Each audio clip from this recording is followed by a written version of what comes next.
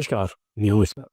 National trade and industry council में आपका स्वागत है। मैं अंकुर शरण आज आपको ले चल रहा हूँ global talk with Sanjay Chauhan ji, director Adhunik power tech private limited.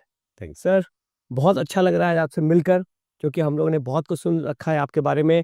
आज हम अपने व्यूअर्स के साथ आपकी बात साझा करना चाहेंगे, क्योंकि वोकल फॉर लोकल में बहुत कुछ आप कर रहे हैं और जिस तरीके के आपका नाम है आधुनिक पावर टेक प्राइवेट लिमिटेड, तो कुछ अपने बारे में बताएं। मेरी 2 जर्नी कह सकते हैं। एक मेरी पर्सनल जर्नी स्टार्ट होती है और आधुनिक पावर टेक जी। बेसिकली जहाँ से स्टार्ट करते हैं, तो मैं स्टार्ट करता हूँ अपनी पर्सनल एजुकेशन। मैंने कंप्लीट की लगभग 90 के आसपास। जी। उसके बाद मैंने डिप्लोमा किया एयर कंडीशनिंग एंड रेफ्रिजरेशन के अंदर। ओके। 2 साल का। उसके बाद 1 साल मैं कैरियर में रहा, कैरियर एयरकॉन। जी। लेकिन by chance I am very lucky for it कि मैं वहाँ पे R&D रिसर्च एंड डेवलपमेंट में रहा, जी। जिस वजह से मेरी टेक्निकल स्ट्रेंथ बहुत इवन की, क्योंकि मैंने कंप्लीट किया उसी के अंदर, फिर मैंने काम किया और वो भी कैरियर जैसी रिसर्च एंड डेवलपमेंट के अंदर। जी। दैट इज़ द रीज़न कि मेरी टेक्निकल स्ट्रेंथ बहुत अच्छी होगी वहाँ पे। राइट। उसके बाद एज ए कैरियर के एक डीलर होते थे मैग्नम कंसोलिडेटेड, जी। उनके साथ मैंने एज ए कॉन्ट्रैक्टर अपनी जर्नी स्टार्ट की। ओके। वहाँ पे एज ए पीटी कॉन्ट्रैक्टर था लगभग 10 साल काम करने के बाद। फिर मेरी एक जर्नी रही लगभग 7-8 साल की। मेरा एक पार्टनर था, उसके साथ मैंने वोल्टास के लिए काम किया। ऑल ओवर हरियाणा पे मैं उन्हें सर्विस प्रोवाइड करता था। वो जो भी प्रोजेक्ट करते थे, मैं वहाँ पे सर्विस प्रोवाइडर था उनके साथ। 7-8 साल के बाद लगभग 2005 में जी। वो मेरी जर्नी ख़त्म होती है और मेरा जो पार्टनर था, he is doing excellent right now. I am also doing very well. जी। वी बोथ आर डिसाइडेड कि ऐसा करते हैं कि आप अपनी फैमिली के साथ, उसने अपनी जर्नी स्टार्ट की और मैंने अपनी फैमिली के साथ स्टार्ट की। ओके। बिकॉज मैं ना आप कह सकते हो फर्स्ट कमर था जो बिजनेस में था। मेरे फादर टीचर थे जी। और मेरा छोटा ब्रदर है, वो भी जॉब में था। तो मैं स्टार्ट करना चाहता था कुछ ऐसा कि कहीं से स्टार्ट हो और फिर मेरी नेक्स्ट जनरेशन या अदरवाइज अपने बाद भी कुछ प्लेटफार्म ऐसा छोड़ जाए कि थोड़ा डेफिनेटली सर, ये बहुत एक आधुनिक सोच भी है, क्योंकि हम लोग जब वोकल फॉर लोकल की बात करते हैं और आज हम ग्लोबल प्रोस्पेक्ट्स को देख रहे हैं, तो आप जैसे ऑर्गेनाइजेशन, आप जैसे जो लोग हैं, ये बहुत ज़रूरी है कि किस तरीके से हम लोग इस चीज़ को और आगे बढ़ावा दे सकते हैं। तो डेफिनेटली आप लोग की जो कहानी है व्यूअर्स को भी पसंद आएगी, और लोग जो सोचते हैं ना कि हमारे पूर्वजों ने जो हमारा एक काम करके दे दिया, हमें उसको आगे बढ़ाना है, ये मिथ को तोड़ना है। क्योंकि आज जो इंडिया को हम लोग रिप्रेजेंट कर रहे हैं ग्लोबल लेवल पे, तो ग्लोबली अगर आप देख रहे हैं, क्योंकि आज इंडिया को बहुत लोग देख रहे हैं, तो उसमें आप किस तरीके से चाहते हैं कि योगदान रहे इंडस्ट्री का, और स्पेसिफिकली आपका जो ये 20 साल 30 साल का जो ऑलमोस्ट तजुर्बा रहा है, उसको लेकर आप क्या कहना चाहेंगे? मैं देखिए हर एक से ना एक चीज़ कहना चाहता हूँ कि मैंने अपनी स्टोरी सिर्फ इसलिए बताई जी। कि मैं सिर्फ ये आज की डेट में मैं मेरे पास लगभग हमारी ऑर्गेनाइजेशन के अंदर, मेरे पास नहीं क्योंकि जो लोग काम करते हैं वो मेरे साथ काम करते हैं, तो हम टुगेदर काम करते हैं। जी। हमारे लगभग अपना इंटरनल स्टाफ होगा मोर देन 100। ओके। और अगर पीटी कॉन्ट्रैक्टर के साथ मैं कनेक्ट करता हूँ तो इट्स कम्स अराउंड तो सॉरी 200 के करीब ओके। होंगे, 200 के करीब तो डेफिनेटली होंगे। ठीक है। मुझे लगता है एक आदमी के साथ अगर 4 लोग कनेक्ट करते हैं तो 100-200 फैमिली की बात आ जाती है ना? तो आप, मुझे बस यही अच्छा लगता है। तो मैं ये कहना चाहता हूँ कि ऐसा नहीं होता। आप सोचते हैं कि बहुत सारे सोर्सेज़ होंगे आपके पास तभी आपको you have to start. Correct. क्योंकि मैंने as a PT contract start किया तो मैंने एक स्प्लिट एसी लगाता था, मैं खुद ही लगाता था और वो मिट्टी गिर जाती थी साफ भी कर देता था, है ना? तो वहाँ से जर्नी स्टार्ट की। तो मैं ये कहना चाहता हूँ कि कोई भी कर सकता है, ऐसा नहीं है। बस you have to take some patience. आज की डेट में स्टार्टअप है, गवर्नमेंट बहुत फैसिलिटी भी देती है। मुझे लगता है कि ईज़ी भी है अगर आपके पास एक अच्छा आइडिया है। हमारे टाइम में तो क्या होता था कि लिमिटेड न्यूज़पेपर थे। जी।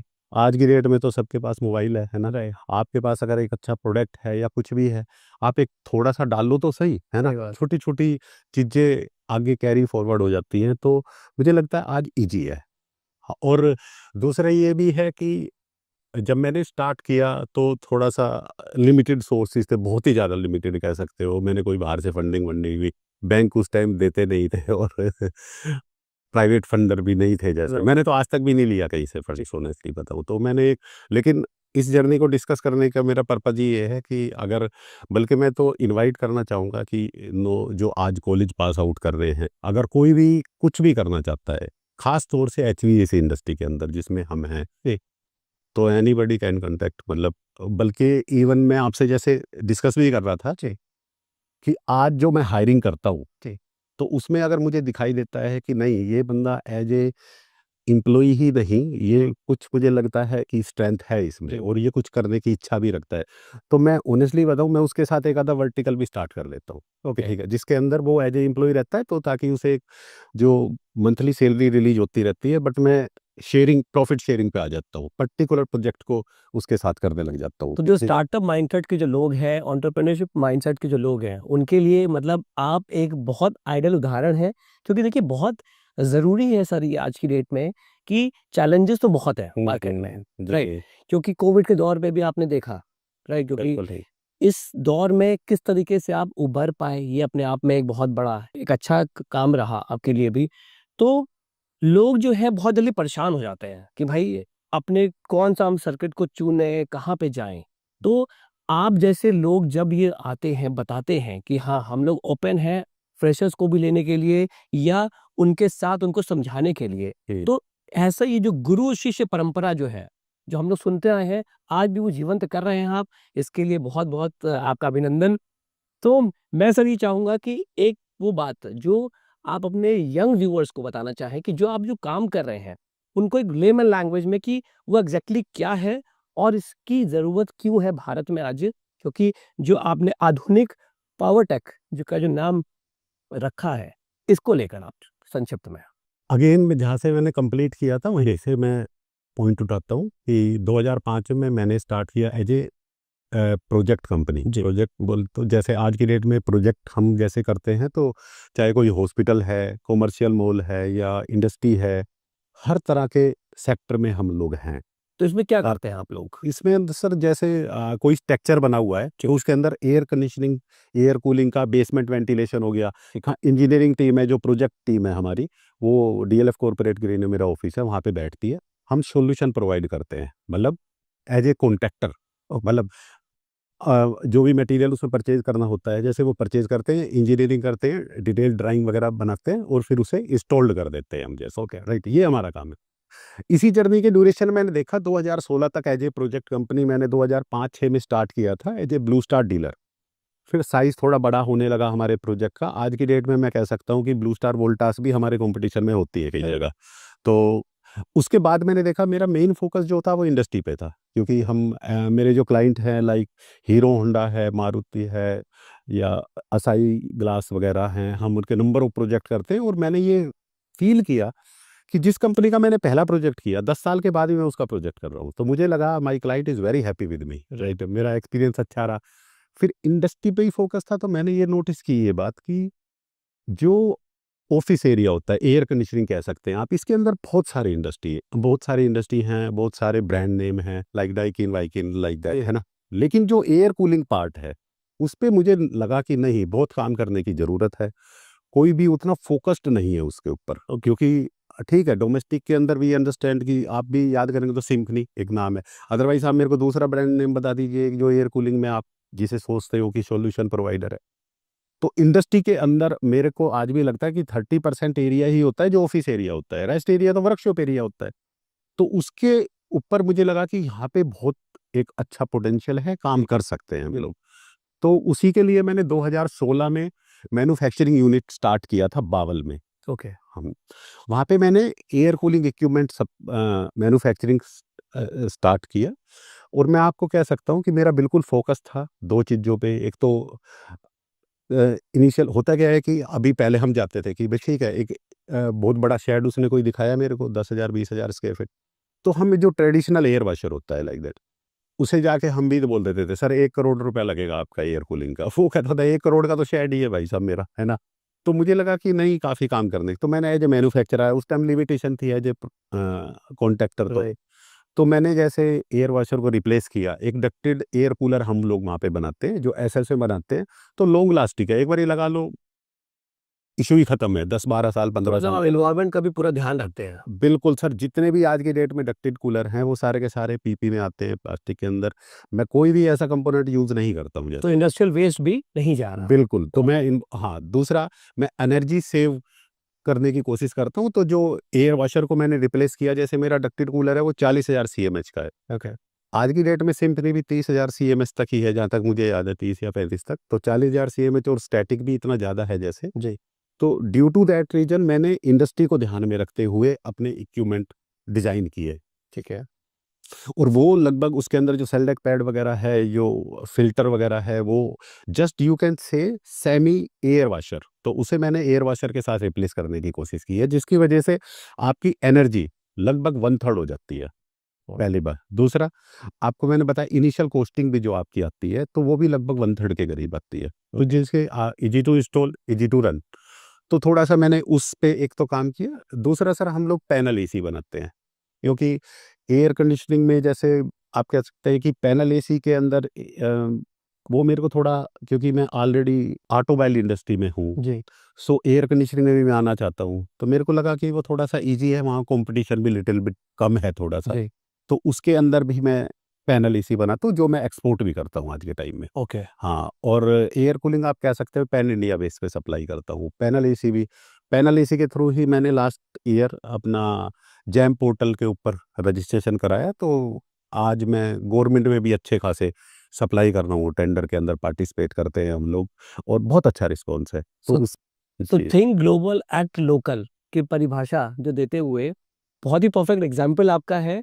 और सर हम ये जानना चाहेंगे कि क्योंकि इंडिया अब एक हब बनता जा रहा है, मैन्युफैक्चरिंग हब है, बाहर की कंट्रीज बहुत कुछ देख रही है इंडिया को। अगर हम एक्सपोर्ट ओरिएंटेड सेगमेंट की बात करें, तो क्या आपकी कंपनी इस चीज़ के लिए रेडी है कि वो एक्सपोर्ट भी कर सके ऐसे प्रोडक्ट्स, या जो बाहर मैन्युफैक्चरिंग यूनिट्स जो कंट्रीज में होती है उसको आप लोग सपोर्ट कर सकें?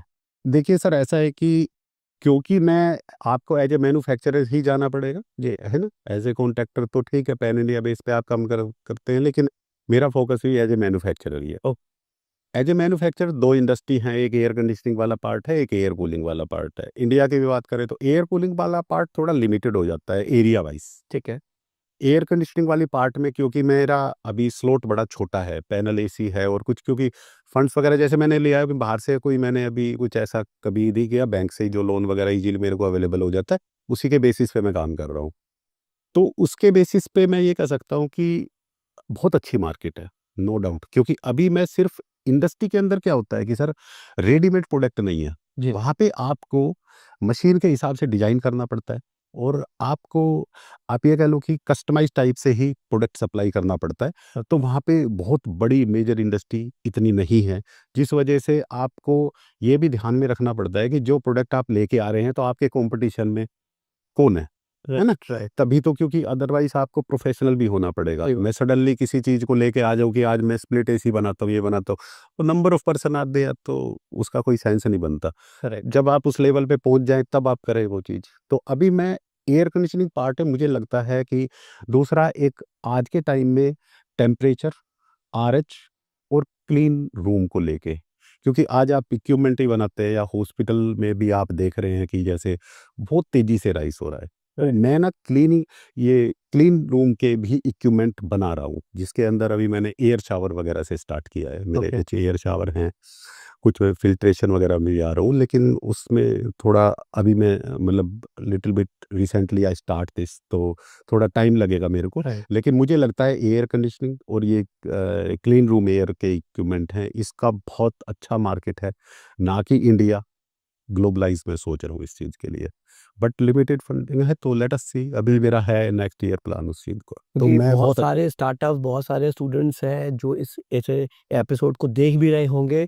तो सर एक उनके लिए, क्योंकि आजकल जो बच्चे हैं, जो स्टूडेंट्स हैं, वो कई बार कन्फ्यूज़ हो जाते हैं। अगर ऐसा एज़ एक्सपर्ट, इंडस्ट्री एक्सपर्ट आप इसकी बात करें, तो इंडिया में एचवैक को लेकर या जिस इंडस्ट्री में आप काम कर रहे हैं, ये कितना बड़ा एक मार्केट हो सकता है ऐसे स्टूडेंट्स एज़ यूनिट कि लोग इसको सीखें, इस चीज़ में आएँ? तो उसके लिए क्योंकि आपका जो तजुर्बा है, वो कैसे, आप वो उस चीज़ के बारे में थोड़ा-सा बताएँ? सर, मैं 93 से लगभग हुई इस इंडस्ट्री में, 92-93 से। मैं महसूस करता हूँ कि 25 साल पहले ये इमेजिन किया जाता था कि आपने कोई भी स्ट्रक्चर बनाया, चाहे वो छोटा घर है, बड़ा घर है, कमर्शियल बिल्डिंग है, इंडस्ट्री कुछ भी है चाहे वो, उसके 10% पार्ट के अंदर ही आप लोग सोचते थे कि एयर कंडीशनिंग, एयर कूलर, पंखा कुछ ना कुछ होना चाहिए, वेंटिलेशन, रेस्ट एरिया के अंदर चल जाता था ऐसे। लेकिन आज के डेट में मुझे नहीं लगता कि आप जैसे ही इमेजिन करते हैं कि कोई भी स्ट्रक्चर बनता है ना? सो ये पॉसिबल ही नहीं है कि आप ये सोच ही नहीं सकते उसके अंदर। मैं एक छोटा-सा क्वेश्चन आपसे करता हूँ। आप यहाँ पे बैठे हुए हैं, जी। सबसे एसेंशियल क्या है यहाँ पे? सबसे एसेंशियल जिसके बिना आप रह नहीं पाओगे। तो शायद मुझे लगता है एक लाइट है और दूसरा टेम्परेचर। टेम्परेचर। है ना? इसके बिना ये बिल्डिंग ही फेल है। जी। अदरवाइज़ अदर देन इसके, है ना? सो मैं इसे कनेक्ट करता हूँ कि आज की डेट में लोग बाग जैसे जी रहे हैं जी। और जो एक बहुत ही एसेंशियल हो गया है। तो आप देख रहे हैं जो डेवलपमेंट देख रहे हैं, इवन कि मैं रोड्स की बात करूँ तो सर जो टनल वगैरह हो गई है ना, उसके अंदर भी आपने साइडों में देखा होगा वेंटिलेशन लगा होता है, राइट? सो आप ये समझ लो कि टनल तक में अब होने लग गया है ventilation. So you can't imagine that the understand one thing. The second thing, मैं जिस पे अभी काम करना चाहता हूँ, क्योंकि मेरे पास लिमिटेड सोर्सेज हैं अभी, मतलब मुझे पता नहीं है कि मैं एक जो टेक्निकल पर्सन हूँ, तो मुझे पता नहीं है कि फंडिंग वंडिंग कैसे आता है, ये आता है, तो मैं अभी कनेक्ट करने की कोशिश कर रहा हूँ। एक मेरे एसोसिएशन में है और मैं उन्हें अपने साथ इसीलिए लाने की वजह, और कोई वजह नहीं है, कि आइडियाज़ बहुत सारे हैं मेरे पास जिस पे मैं काम कर सकता हूँ। तो दूसरा सेक्टर मैं बताऊँ आपको कि जैसे वेजिटेबल वगैरह हैं, फ्रूट्स वगैरह हैं, आज की डेट में मुझे लगता है कि 40-60% वेस्ट चला जाता है। यहाँ पे बहुत लोग बनाते हैं, लेकिन क्योंकि आप सेब है वहाँ से लेके जाते हो आप डिस्ट्रीब्यूट करने के लिए, है ना? तो वो ट्रेनिंग में ही खराब हो जाता है, उसकी क्वालिटी खराब हो जाती है। आप एक्सपोर्ट तो छोड़ो, इंडिया में भी डिलीवर नहीं कर सकते, जी। स्टोरेज वगैरह। तो सर वो तो एक अलग ही सेक्टर है जिसपे तो मतलब आपके पास लिमिटेड सोर्स है तो लिमिटेड, लेकिन इस चीज से आप, मैं एक आइडिया आपको दे रहा हूँ कि कितना बड़ा स्कोप है और कितने से लिमिटेड से सोर्सेज के साथ सर हम लोग काम कर रहे हैं। तो आप देखिए आज की डेट में भारत का जो लॉजिस्टिक्स इंफ्रास्ट्रक्चर है, जो ये फ्रेट कॉरिडोर्स बन गए हैं, जो कभी पोर्ट से दिल्ली जैसी जगहों पे आने के लिए 72 घंटों से ज़्यादा, मतलब 1-1 हफ्ते लग जाते थे, 4-5 दिन मिनिमम। आज वो 24 घंटे से लेकर 48 घंटे तक हमारे चीज़ें आ जाती हैं। तो सेम में अगर हमारे जो वेयरहाउसेज़ हैं, राइट? जी। जो हमारे ऐसे बहुत सारे प्रोडक्ट्स हैं, जैसे आप देख रहे होंगे आजकल गऊ माता के ऊपर बहुत काम चल रहा है। भई इतने बड़े-बड़े गौशालाएँ बनाई जा रही हैं। हो सकता है कि आने वाले टाइम पे हम लोग इस तरीके का इंफ्रास्ट्रक्चर डेवलप कर सकें जहाँ पे वेंटिलेशन तो बहुत एसेंशियल है ही। और आप जैसे ऑर्गेनाइजेशंस अगर साथ में आती हैं और साथ में जो आप लोगों के साथ जो चैलेंजेस आते हैं, उसको ओवरकम करने के लिए इस तरीके के काउंसिल का गठन किया गया है, ताकि हम एक ऐसा प्लेटफॉर्म क्रिएट कर सकें जहाँ पे आप एक एज़ अ मैन्युफैक्चरर हैं और वो जो चैलेंजेस अगर आप जो फेस कर रहे हैं, हो सकता है दूसरा कोई हमारा मैन्युफैक्चरर वो चीज़ वो सप्लाई कर सकता हो। तो एज़ अ मिटिगेशन हम लोग इन चीज़ों के ऊपर बात कर सकते हैं। क्योंकि अभी हमारे पास ऐसा कोई बेंचमार्क नहीं है, ऐसा कोई रोड मैप नहीं है जहाँ पे हम लोग इस चीज़ के ऊपर डिस्कशन करें। क्योंकि बड़े व्यापारियों के लिए तो बहुत कुछ है, लेकिन कहीं न कहीं एक मिडल सेगमेंट में, क्योंकि आज हम लोग को एक सर सोचना है कि जो स्किल डेवलपमेंट है, अगर आपकी बातों से हमारे व्यूअर्स में कोई 10% भी लोग इसको अगर सोचते हैं, समझते हैं, जुड़ते हैं, तो डेफ़िनेटली हम लोग चाहेंगे कि उस चीज़ को आगे हम लोग बढ़ाएँ, क्योंकि national trade and industry council का मकसद ही यही है कि हम लोग ज़्यादा से ज़्यादा ऐसे आप जैसे लोग जो जीवंत उदाहरण हैं, उसको लेकर आ रहे हैं और चैलेंजेस को कैसे ओवरकम करना है। क्योंकि आपका बहुत अच्छा एक्सपीरियंस रहा, इन 30 साल का तजुर्बा और जो आपकी जो पर्सनैलिटी है, जो मुस्कुराहट है, it's commendable and I really wish कि सर के साथ आप सब जुड़ें। आधुनिक पावर टेक जो ऑर्गेनाइज़ेशन है, इनके साथ जो इनके लोग हैं, वो एक फैमिली के तरीके से जुड़े हैं, व्हिच इज़ रियली कमेंडेबल।